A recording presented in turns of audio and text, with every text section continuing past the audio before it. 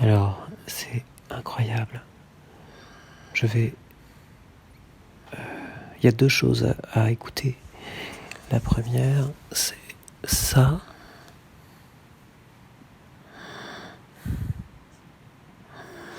C'est donc mon psy en train de dormir. Et depuis, à mon avis, 5 bonnes minutes.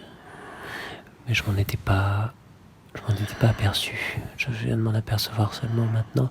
J'avais entendu quand même cette respiration très profonde. Et maintenant qu'on a entendu ça, il y a autre chose qui va faire un bruit un peu similaire. Où est-ce qu'il est ? Voilà.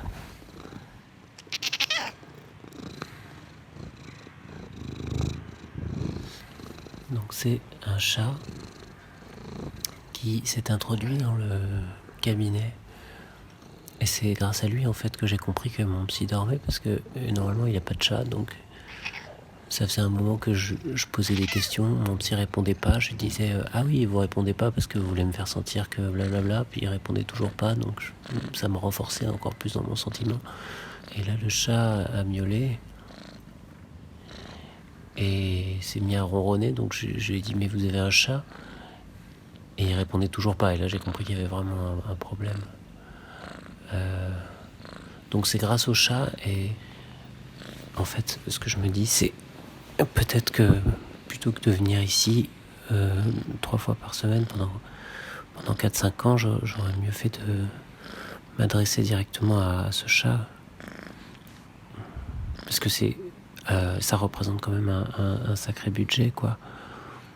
Si je peux avoir une prestation équivalente, voire légèrement supérieure, parce que le chat en plus me répond, pourquoi ne pas le faire? Et bien qu'ayant conscience en disant ça que c'est complètement con, je suis obligé de reconnaître que c'est vraiment ce que je pense. Et donc je me dis, comme j'ai pas ce chat à disposition en permanence sur moi, enfin je peux pas avoir avec lui ce type de relation, même en lui donnant de l'argent, je pense. Je me demande si je peux pas remplacer le psy par le chat et le chat par le téléphone, et simplement me laisser des messages dans le vide, quoi, comme je suis en train de le faire. Parce que c'est super cher, j'ai pas envie de dire le prix parce que j'ai honte, mais là je le regarde, je suis comme à chaque fois stupéfait par ses vêtements. Il a des vêtements vraiment ridicules, enfin extrêmement clinquants. Il a des chaussures rouges qui brillent, avec des incrustations de paillettes rouges. Aujourd'hui il n'a pas de cravate, mais une chemise avec seulement les manches rouges et le reste noir, c'est vraiment laid. Et enfin, je pourrais retrouver une vie normale, parce que là pratiquement tout ce que je gagne passe dans le psy, pour que finalement m'apercevoir qu'il dort.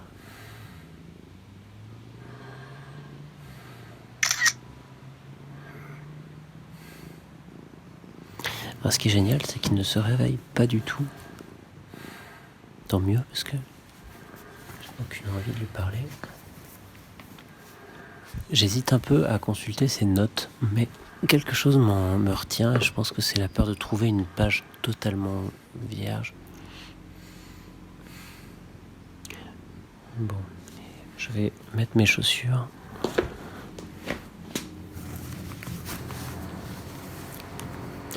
En plus, il y a des travaux. Je trouve ça insupportable, j'arrive pas du tout à me concentrer pendant les séances. Quel est l'intérêt de payer si cher ?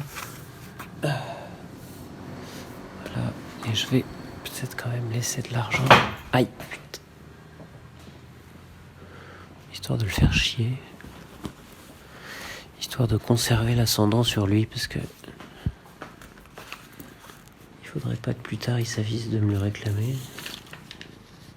Voilà.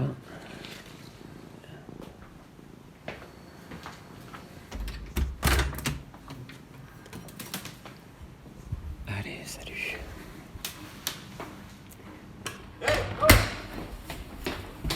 Je crois qu'il s'est réveillé juste quand je Juste quand j'ai claqué la porte. Je réveille mon voisin, il dort comme un nouveau-né. Allô? Oui, comment vas-tu? Oui. Écoute, je fais semblant de t'appeler parce que j'ai envie de m'enregistrer tranquillement, mais je me sens observé par les gens qui sont assis en face. Et du coup, j'espère qu'ils entendent pas ce que je suis en train de dire. Donc c'était pour dire que je suis retourné chez le psy cette semaine. Et j'ai refusé de m'allonger. Je me suis assis en face de lui sur le fauteuil. Et je pensais que je le tenais, mais en fait il l'a joué assez fine. Il s'est excusé. Il a fait complètement amende honorable. Il a dit qu'il était impardonnable. Il s'est quand même justifié en expliquant qu'il était jet lag à cause d'un congrès à New York la veille, le lendemain. Enfin, je sais plus. Tout était assez confus et en même temps enrobé dans cette espèce de sourire mielleux, de gentleman, fair play, qui sait reconnaître ses torts et qui du coup en sort grandi. Et du coup, il a encore plus de puissance psychique après ses excuses. Il est vraiment très fort, quoi.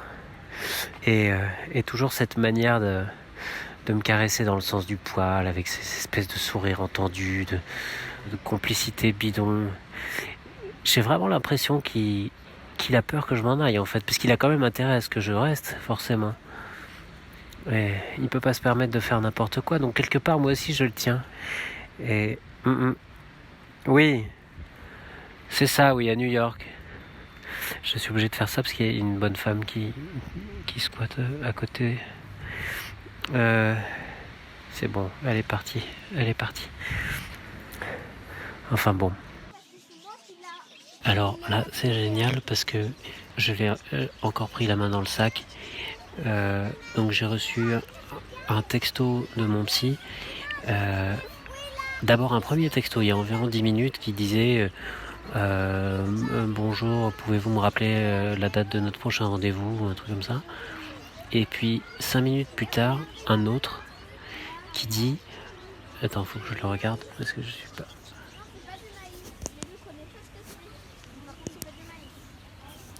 Oui, ça dit je te parle de baiser avec toi et toi tu me parles sans S d'un mec qui va venir baiser le cul dans.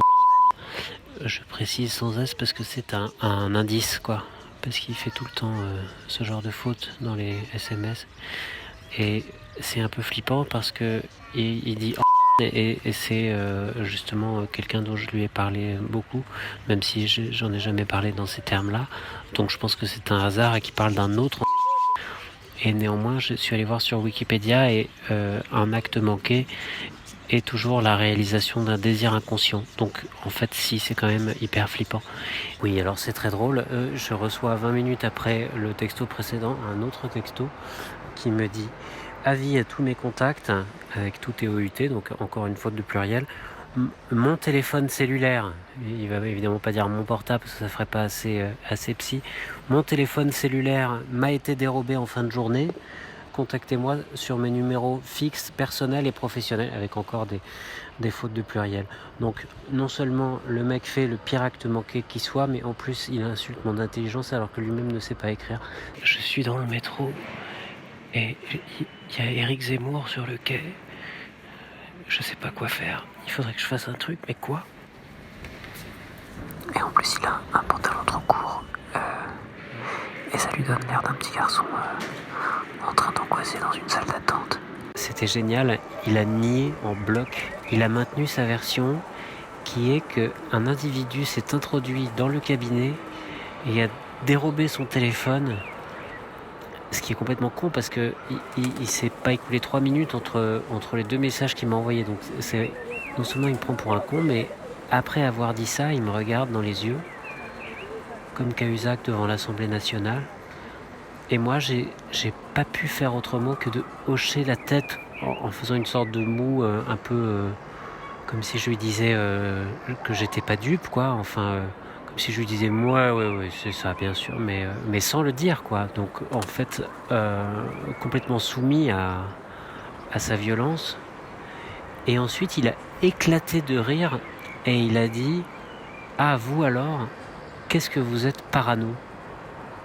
Donc c'est comme Cahuzac qui, après avoir dit « je n'ai jamais eu de compte en Suisse », levait la tête vers la caméra, éclatait d'un rire sardonique et disait « Ah, vous alors les Français, qu'est-ce que vous êtes parano ?» J'ai jamais vu un ascenseur aussi ridicule. J'ai l'impression d'être un ticket de métro dans un portefeuille.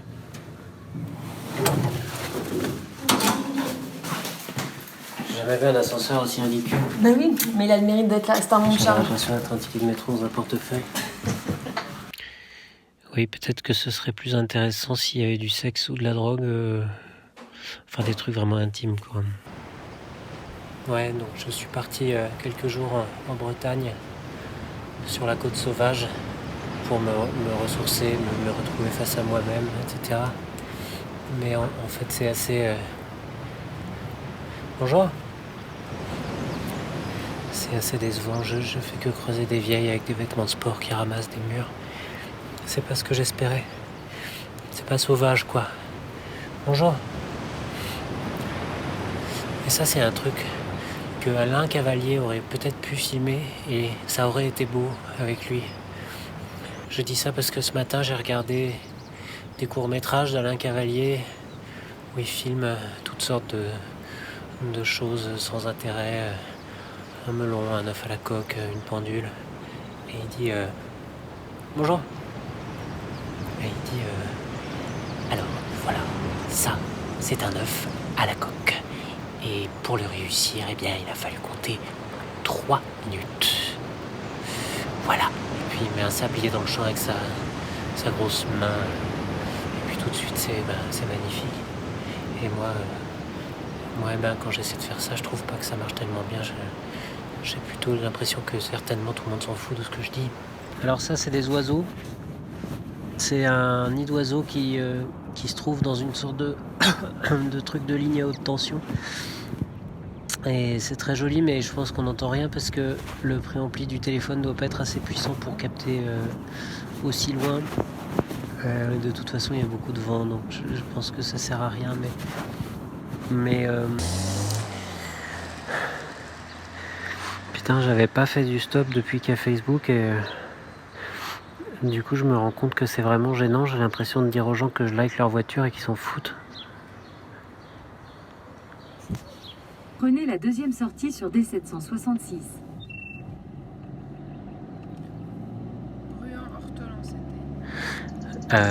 Donc j'ai été pris en stop par une fille qui...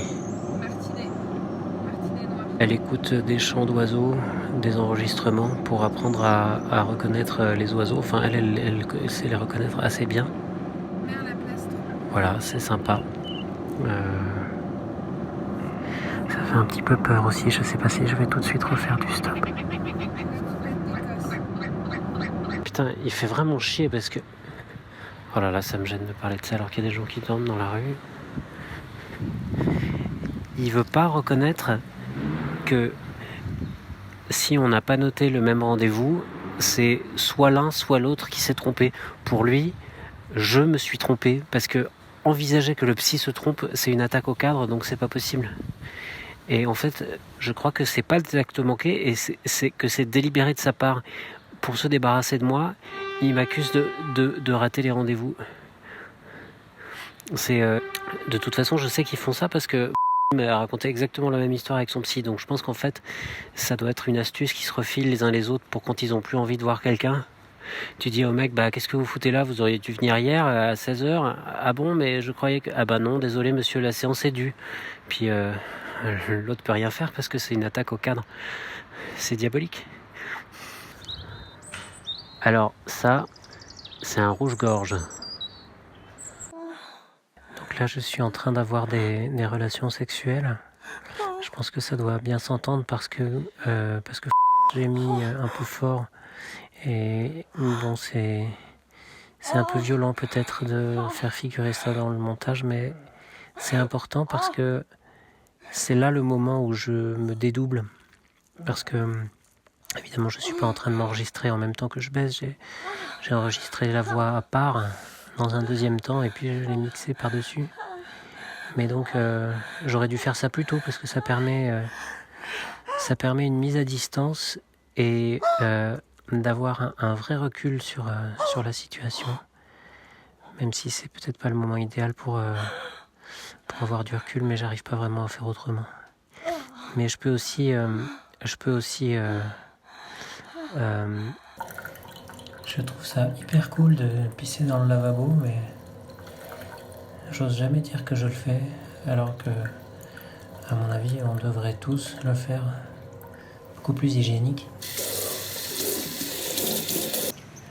Alors ça, c'est un merle, mais c'est le cri d'inquiétude du merle. C'est un merle inquiet.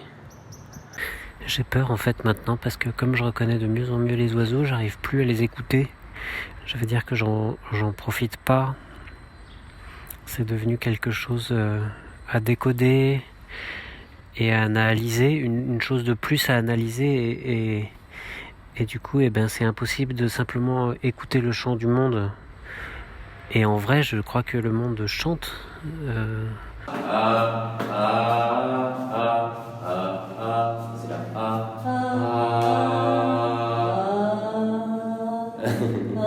Bon il est en retard, ça fait 20 minutes que j'attends en bas du cabinet. Moi la semaine dernière j'étais en retard de 8 minutes. Il a fait la gueule pendant toute la séance. Et quand je lui ai dit vous savez c'est à cause du métro que j'étais en retard, il m'a dit bon écoutez arrêtez d'invoquer le réel. Et il avait passé la séance à répondre à ses textos. Il croit que je m'en aperçois pas parce qu'il met silencieux. Mais j'entends le bruit de ses doigts sur l'écran parce qu'il tape hyper fort comme un flic qui tape une déposition. Je suis dans un parc et il y a une bande d'enfants morts de rire avec des gilets réfléchissants qui défoncent une piñata.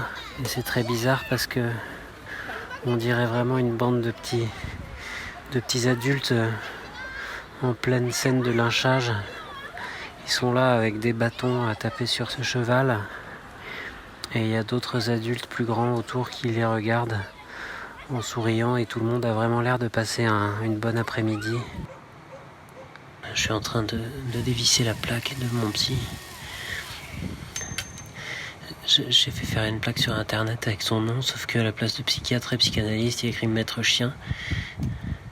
J'ai vachement hésité. Je pensais mettre clown magicien. Après j'ai pensé mettre coach en développement personnel, coach sportif, voyante extra-lucide, enfin bon j'avais plusieurs idées, mais finalement j'ai pensé que maître chien c'était ce qui correspondait le mieux à son approche de la manipulation, parce qu'il est quand même beaucoup dans l'aboiement. Enfin bon bref, il faudrait pas que je reste trop longtemps ici parce que ce serait con de me faire choper. Alors là il pleut très fort, et il y a une dame qui est en train de pousser une poussette en essayant en même temps de tenir son parapluie, elle n'y arrive pas. Et on voit qu'elle est obligée de choisir entre abriter l'enfant ou s'abriter soi. Et je peux pas m'empêcher de la voir comme portant le poids d'un énorme châtiment, enfin comme si elle était... Ah ben voilà, qu'est-ce que je disais. Je peux aussi parler par-dessus d'autres entrées de ce journal, comme là par exemple, une sorte de connivence entre lui et moi, j'écoute une des toutes premières entrées, il faisait référence à cette histoire de texto pornographique et puis il disait je sais pas quoi dire tellement ça me glace le sang de m'entendre mentir comme ça, d'entendre la manière dont je place ma voix de profil, dont je me faufile entre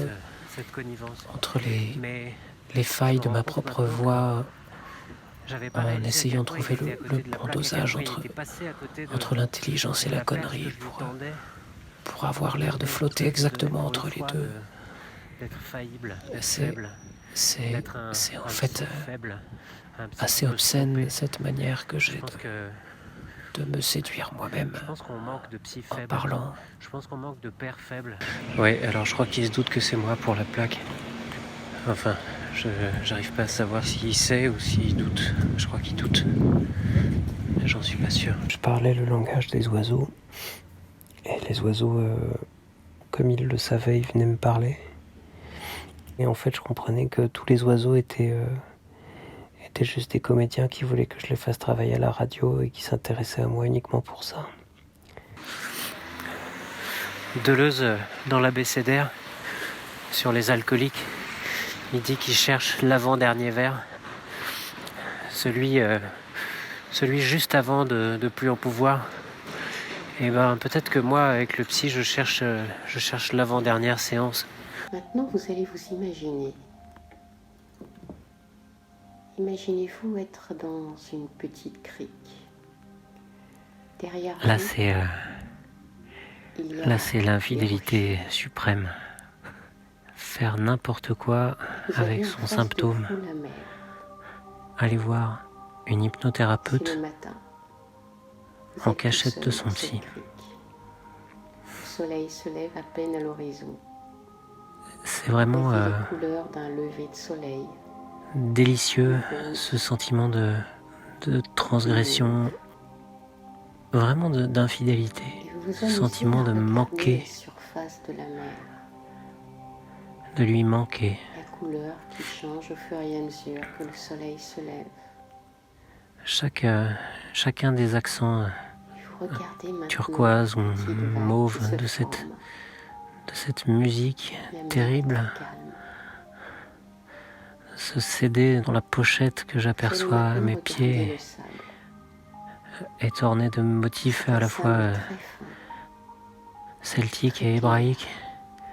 Et on Chacun les des voit accents de très cette bien dans la musique transparence de l'eau de mer très cristalline.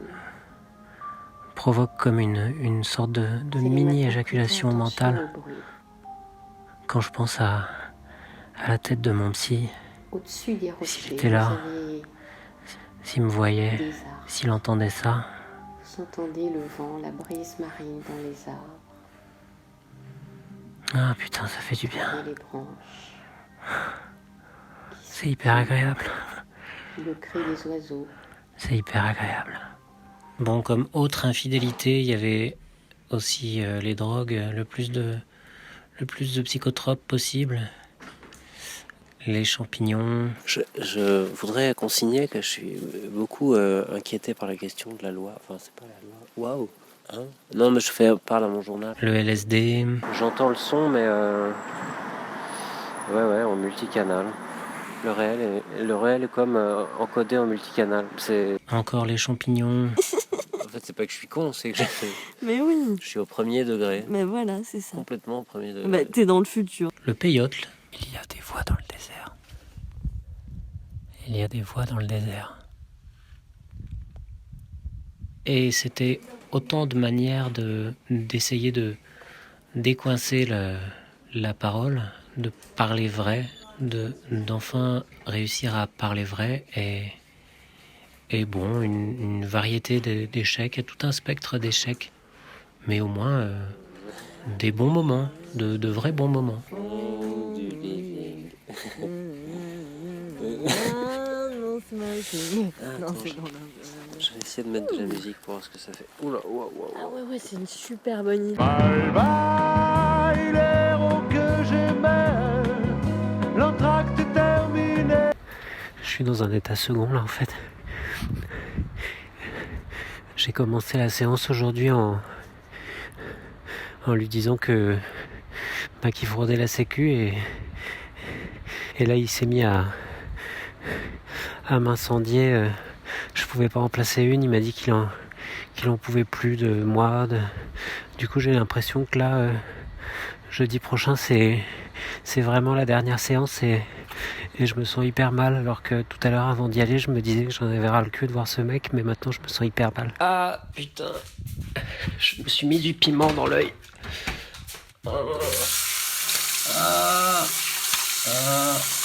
Bon, j'ai longtemps cherché comment je pourrais raconter la dernière séance, le jour où mon psy m'a viré.